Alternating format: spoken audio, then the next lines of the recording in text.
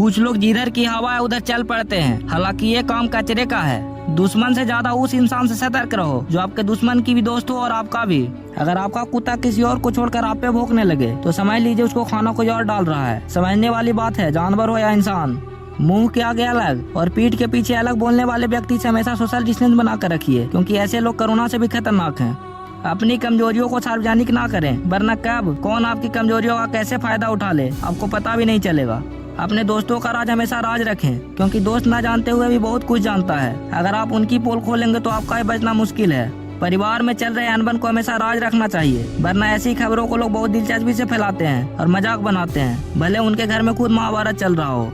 आपके कितने लड़के या लड़कियों के साथ संबंध थे ये किसी को नहीं बताना चाहिए। आपके ये संबंध हमेशा राज ही रहे तो बेहतर है। अपनी आर्थिक स्थिति को राज रखना चाहिए। अगर आपकी स्थिति अच्छी है तो लोग आपसे कर्ज मांगेंगे, और बुरी है तो आपका सम्मान नहीं करेंगे और साथ भी नहीं देंगे। इसीलिए सुख और दुख को अपने तक ही सीमित रखें।